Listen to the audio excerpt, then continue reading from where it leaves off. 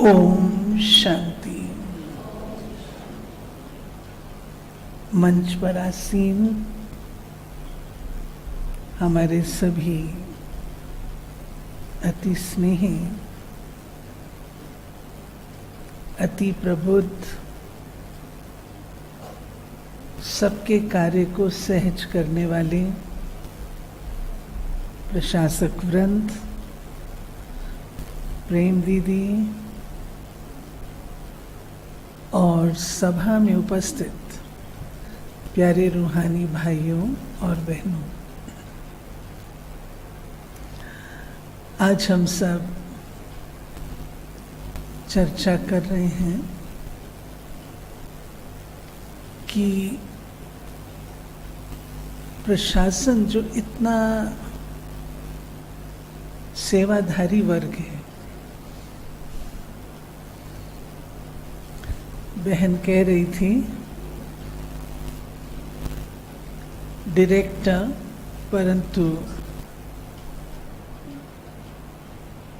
कदापि अपने मन में, बुद्धि में ये बात मैं बैठने देती नहीं।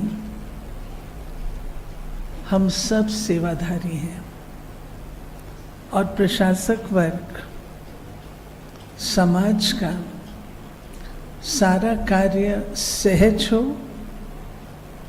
युक्ति युक्त हो, सुखदायी हो, उसको बनाने के लिए कार्यरत रहता है। और ये अलग बात है, कभी कभी समाज के लिए सुगमता पैदा करते हुए कभी कभी हम अपने लिए प्रेशर्स इकट्ठे कर लेते हैं,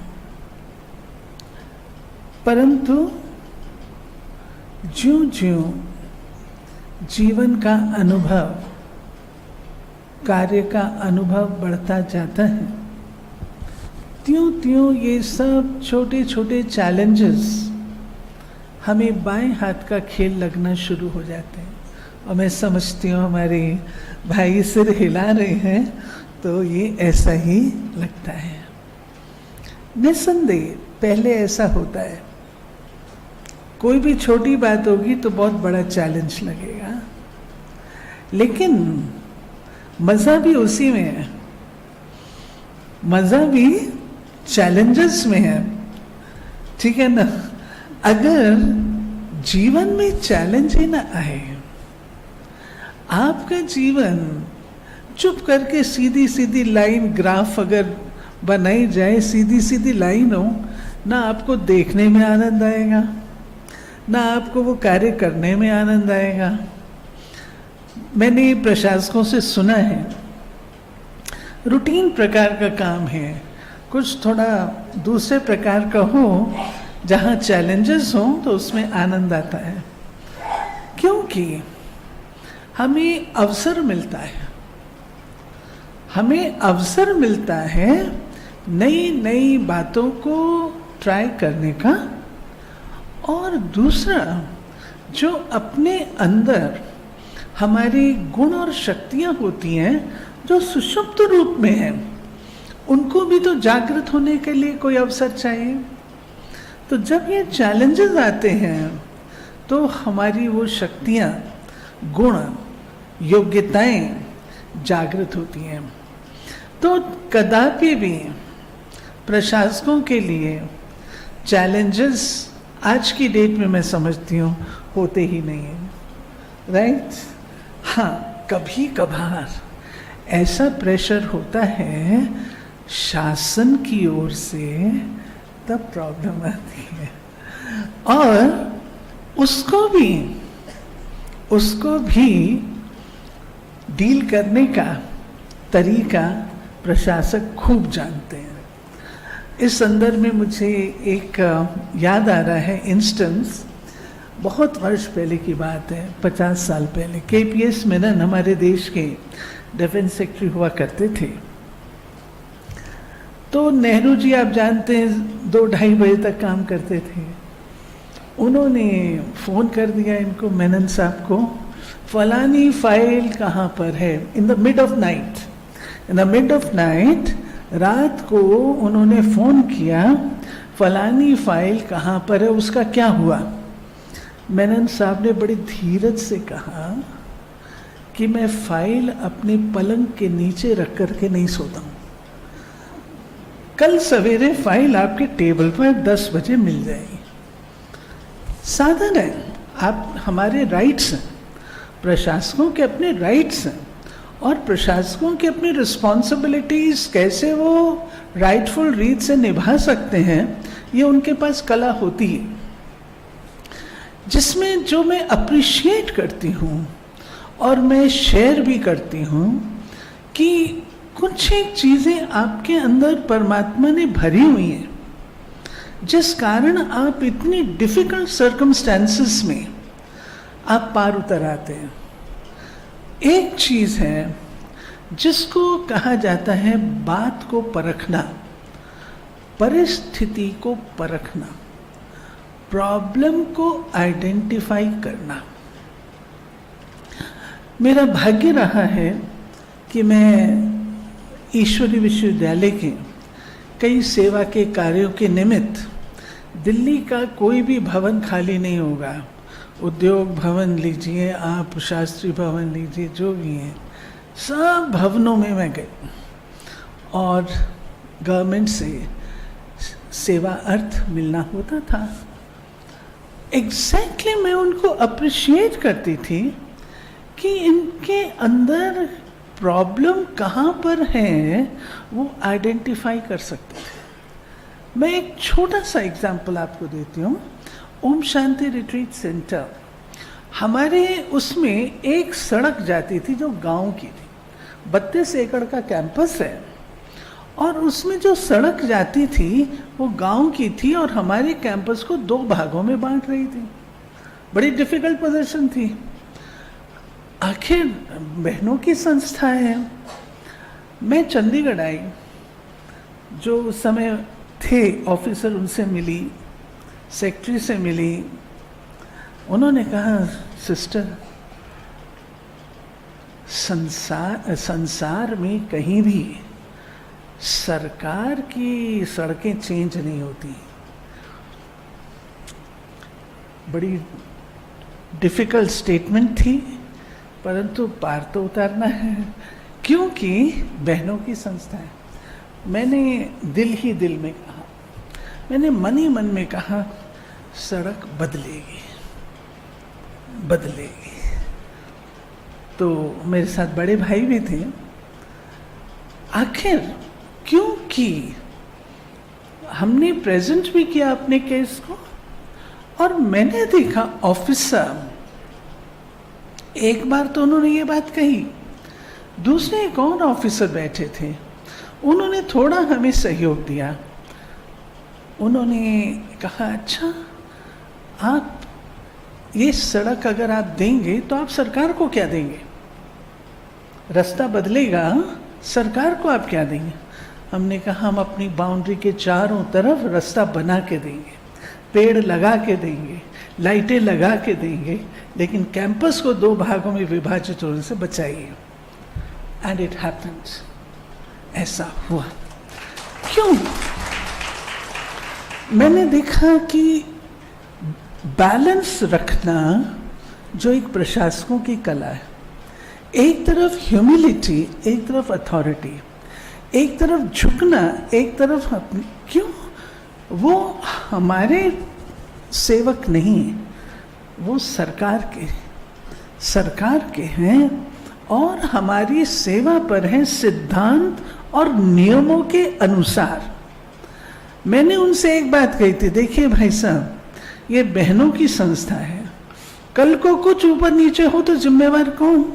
इट क्लिक्ड। और इस प्रकार से वो स्थान आज भी हमने ऐसा ही करके दिया हुआ है और हमारा कैंपस एक यूनिट में बन गया। तो कहने का भाव ये है कि जो हमारी परख शक्ति है, प्रॉब्लम को आइडेंटिफाई करना है, उसके लिए क्या गुण चाहिए? अपने आप को अजम्पशन से और इन्फ्लुएंसेस से और उसके साथ साथ कुछ अपनी निजी धारणाओं से, इडियोसिंक्रेसी से हमें अपने आप को मुक्त रखना पड़ता है। और जब हम परिस्थिति को उस दृष्टिकोण से देखते हैं तो प्रॉब्लम सॉल्व करना इजी होता है। डिफिकल्ट से डिफिकल्ट प्रॉब्लम सॉल्व करना हमारे प्रशासकों का काम है और वे करते हैं। Only thing is keep the mind free from all influences, assumptions, etc. Conditioning. At times, our mind gets conditioned. और जब हमारी mental conditioning हो जाती है, या कभी हम एक ज़माने में बात किया करते थे associated memories की। मेरे सामने एक केस आया और उसको देख के मेरे को लगता है कि अच्छा ये जो है इसके जैसा पहले भी ऐसा हुआ है तो ये भी ऐसा होगा। Associated memories, mental conditioning, assumptions, influences, pressures, इनसे मुझे अपने आप को मुक्त रखना है। तब मैं अपनी प्रॉब्लम जो सामने आई है उसको न्यूट्रली मैं उसको देख सकती हूँ। और जब प्रॉब्लम आइडेंटिफाई हो जाती है तो उसका समाधान कठिन नहीं होता। दूसरी चीज़ जो कि मैं पाती हूँ हमारे प्रशासकों में, उनके अंदर है और उसका उपयोग भी आवश्यक है, और वो है क्वालिटी ऑफ डिटैचमेंट। कई बार हमारे प्रशासक भाई कहते हैं, बहन जी डिटैचमेंट कैसे होगी? मैं दिल्ली में रहती हूँ, पार्लियामेंट सेशन होता है, सारी दिल्ली सोती है, सेक्रेटेरिएट जागता है। जवाब देने हैं, प्रिपेयर करना है। शास्त्री भवन से आप गुजर जाएंगे, लाइटें जगी हुई होंगी, जागता है। दिन और रात काम करते हैं। मेरा आप लोगों से निवेदन ये है, अपनी मेंटल पीस की कॉस्ट पे मत करिए। जहां आपकी पीस डिस्ट्रॉय हो रही है वहां थोड़ी पेशेंस बरत कर स्वयं को डिटैच कर लीजिए। एक कॉन्सेप्ट जो हम लोग यूज करते हैं, डिटैच्ड इन्वॉल्वमेंट। आप डिटैच भी रहे और इन्वॉल्व भी रहे, दोनों काम आप कर सकते हैं, परंतु don't sacrifice your mental peace. आप जो लोगों के स्ट्रेस को दूर करने वाले, लोगों की प्रॉब्लम्स का समाधान करने वाले प्यारे भाइयों, अगर आप ही स्ट्रेस में हो जाओगे तो काम कैसे चलेगा? आप टेंशन में होगे, काम कैसे चलेगा? आप घर लौटते हैं, आपका फेस टेंशन वाला होता है, घर की महिला, घर के बच्चे सारा दिन जो आपकी प्रतीक्षा करते हैं। How do you enter your house? How do you face your family? बच्चे आपका मुखड़ा हंसता हुआ देखना चाहते हैं, आपके घर की महिला आपका फेस हंसता हुआ देखना चाहती है। सारे दिन से आप लौटे हैं, आपकी एक स्माइल घर को बदल देती है। इसलिए मैं आपसे एक निवेदन करूंगी छोटा सा, घर लौटने से पूर्व अपने आप को थोड़ा सा साइलेंस में बिठाइए, मेडिटेशन में बिठाइए, साइलेंस में बैठिए और जो हुआ सो हुआ, कल की कल को देखेंगे। अपने मन को जब आप साइलेंस में ले जाते हैं, मेरा अपना अनुभव है, कुछ ऐसे सॉल्यूशन सूझ जाते हैं जो ख्याल और ख्वाब में भी नहीं होते। Because why? देखिए, जब समस्या आती है तो हम अपने ही सवाल जवाब, अपने प्रश्न उत्तर से अपने आप को इतना व्यस्त रखते हैं, अपने मन को, जो कि और कोई चीज एक्सेप्ट हो, वो उसकी मार्जिन नहीं रहती। लेकिन जब हम अपन को साइलेंस में ले जाते हैं, शांति में बिठाते हैं, इसको मैं कहा करती हूँ SOS method, stand back, observe and steer. Stand back, थोड़ी देर शांति में बैठ करके अपनी जो माइंड है, कंप्यूटर है, उसको खोल के देखिए उस पर क्या चल रहा है। और जहां आप देखते हैं कि ये आपके मन पसंदी बात नहीं है, ये चीज ठीक नहीं है, ऑब्जर्व करिए और उसको धीरे से जेंटली जिस ओर आप ले जाना चाहते हैं उस तरफ स्टीयर कर दीजिए, मोड़ दीजिए। You will find definitely a solution. अगर प्रॉब्लम है तो प्रॉब्लम का सोल्यूशन भी एग्जिस्ट करता है, ऐसे नहीं है। लेकिन ऑफिस से आप जब घर लौटो तो प्यार से, स्माइल से लौटो। ऑफिस का काम ऑफिस में छोड़ करके लौटो, जिससे कि आपके घर का एटमॉस्फेयर जो आपके लिए सुकून दे सकता है, आपकी इमोशनल मैच्योरिटी को बढ़ा सकता है, आपकी इमोशनल स्ट्रेंथ को दे सकता है, कम से कम उसको तो मैं एक्सेप्ट कर लूं। इसलिए अपनी एक ये चीज अगर हम अपनाएं और दूसरे दिन ऑफिस में आते हैं तो भी साइलेंस से शुरू करिए, साइलेंस से, मेडिटेशन से आरंभ करिए, ताकि आपका माइंड क्लियर हो, क्लीन हो। और जितना पॉजिटिव, नेगेटिव तो आप लोग कर ही नहीं सकते, क्योंकि वो प्रॉब्लम पे प्रॉब्लम क्रिएट कर, कॉम्प्लिकेशंस होते हैं। लेकिन पॉजिटिविटी जितनी हम पावरफुल रीति से अपने मन के अंदर बसाते हैं, उतनी वो पॉजिटिविटी के वाइब्रेशंस फैलते हैं। और वो जो वाइब्रेशन फैलते हैं, कल शहनाज थी, शहनाज गिल, मैं तो उनके विषय में इतना नहीं जानती थी, परंतु मैंने उसके बोल में जो बात देखी, कहती है मेरा कॉन्फिडेंस इसलिए है क्योंकि मैं परमात्मा की बच्ची हूं, मैं परमात्मा की बच्ची हूं। उसने मेरे चारों ओर पूरा एक ऑरा लगा रखा है, मेरे अंदर नेगेटिविटी आ नहीं सकती, मुझे कोई हरा नहीं सकता। इतना कॉन्फिडेंस, इतना कॉन्फिडेंस, छोटी सी बहन, इतना कॉन्फिडेंस उसके अंदर कहां से? परमात्मा को कंपेनियन बनाया है। मेरा आप लोगों से निवेदन ये रहेगा, प्रशासक बैठे हैं, कई बातें हैं जहां हम नहीं निष्कर्ष निकाल पाते, संतोषजनक निष्कर्ष नहीं निकाल पाते। हमारे पास सोर्स है और वह प्रशासक हम सबके ऊपर है। 1 मिनट के लिए उससे मुलाकात कर लीजिए और हो सकता है आपको रिजल्ट आ जाए, संभव है। इसके साथ साथ तो डिटैच रहिए, प्रॉब्लम आपके ऊपर हावी ना हो, डिटैच्ड इन्वॉल्वमेंट रखिए। फिर एक चीज है जिसको हम कहते हैं ट्रस्टीशिप।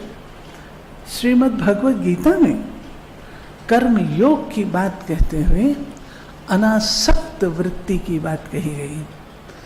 कर्म योग, कर्म करते हुए योग अर्थात डिसिप्लिन, प्रभु की याद। ज्यादातर लोग क्या कहते हैं? Work is worship. Sister, for me work is worship. मैं उनसे सवाल पूछती हूं, do you really feel work is worship or has it become a worship? Worship? Yes. दीदी ये तो ठीक बात आप कह रहे हो। वो न हो, उसके लिए अनासक्त भाव से, जब मेरा कोई स्वार्थ नहीं है, कोई सेल्फिश इंटरेस्ट नहीं है और मैं कर रही हूं तो समाज के लिए कर रही हूं, व्यक्ति के भले के लिए कर रही हूं, कल्याण के, मुझे अगर कोई सीट मिली है वो लोगों का भला करने के लिए मिली है, सिद्धांत अनुसार, रूल के अनुसार मुझे वो सीट इसलिए मिली है। उस सीट का उपयोग करते हुए ट्रस्टीशिप, अनासक्त वृत्ति से, nothing belongs to me, nothing. एक कैशियर है, आप देखिए, thousands crore of rupees count करता होगा, लेकिन शाम को जब घर लौटता है उसे अच्छी तरह पता है कि 1 रुपया भी उसका नहीं है। ठीक? एक नर्स कितने पेशेंट्स को देखती होगी, लेकिन उसे पता है कि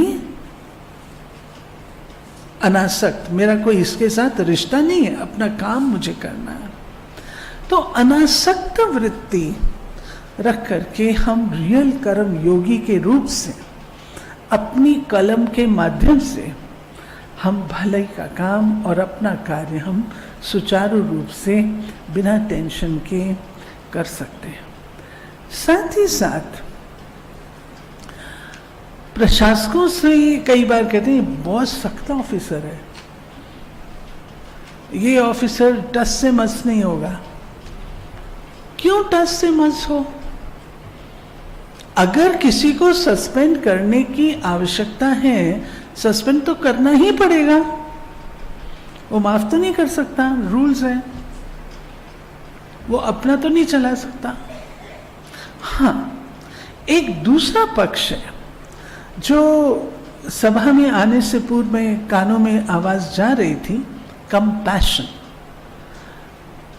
अगर हमारे ऑफिसर्स कंपैशनेट हैं, एक एग्जाम्पल जो मेरे सामने आता है और मुझे अच्छा लगा था, शेयर करती हूँ। एक ऑफिसर ने, सेक्रेटरी थे, उनको सस्पेंड करना पड़ा किसी को मजबूरी से। वो जानते थे कि इसके परिवार में ये अकेला कमाई करने वाला बंदा है, इसका परिवार भी है, लेकिन बात ऐसी थी उसको सस्पेंड करना जरूरी था, वो छोड़ नहीं सकते थे। वो कहते मैं इतना करुणा मेरे अंदर थी, लेकिन मैं नहीं कर सकता था, I cannot go against the rules. उन्होंने सस्पेंड किया, परंतु दूसरी ओर क्या किया जिससे उनकी बैलेंसिंग हो गई, दूसरी ओर वो उसके घर गए और घर में जाकर के परिवार के सदस्यों को बताया, बातचीत की, और घर के अन्य सदस्य जो नौकरी कर सकते थे उनके लिए नौकरी का साधन बना। तो वो कार्य भी किया और साथ साथ अपनी जो दिल की कंपैशन की बात है, मदद की बात है, वो भी वो कर सके। मैं ये नहीं कहती कि हम लोगों को सदा ऐसा ही करना, लेकिन यदि ये करते हैं तो हमारा बैलेंस जो है वो अच्छा रहता है और अपनी आत्मा को भी संतोष होता है। विल पावर,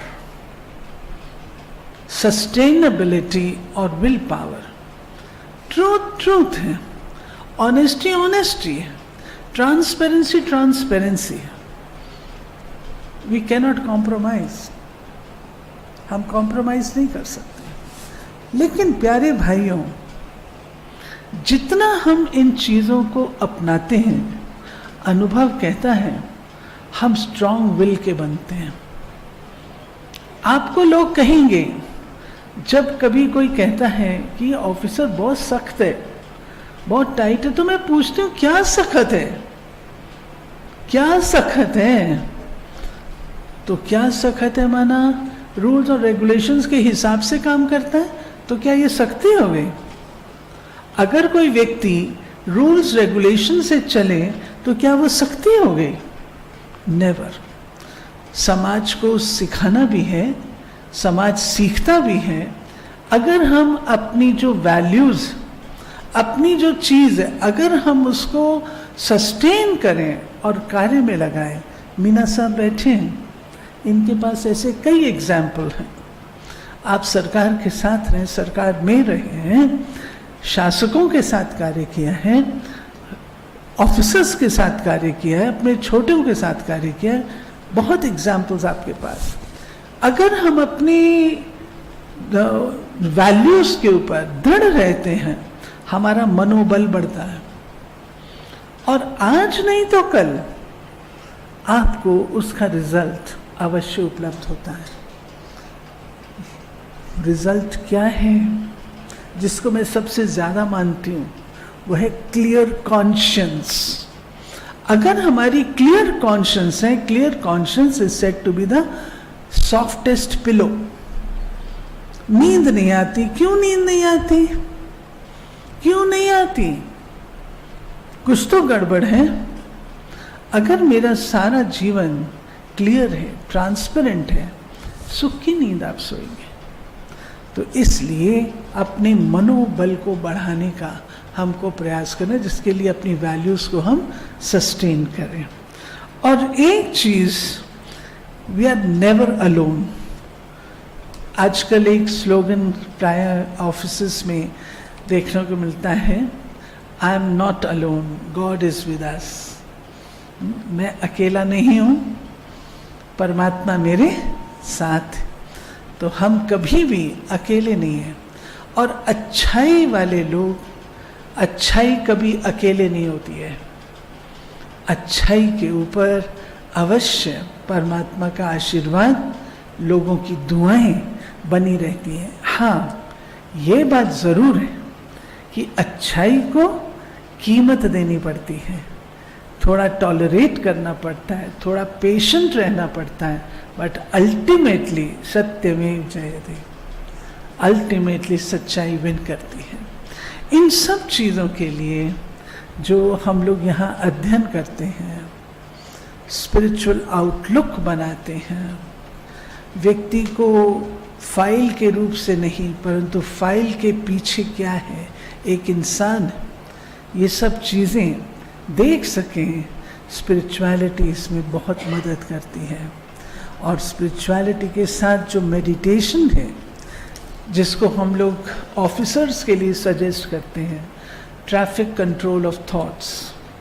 सारे दिन में आप ऑफिस में जब बैठते हैं, 2-3 घंटे के बाद, 2 घंटे के बाद अपने आप को आप अपनी फाइल से, अपने कार्य से विड्रॉ कर लीजिए, साइलेंस में बैठ जाएं, and after 3 minutes come back. यह आपको रिफ्रेश भी बहुत करेगा और आपको कोई नई बात भी सूझ सकेगी, अच्छी लगेगी, और आप अपने आप को री एनर्जाइज्ड अनुभव करके अपने कार्य में पुनः लग सकते हैं।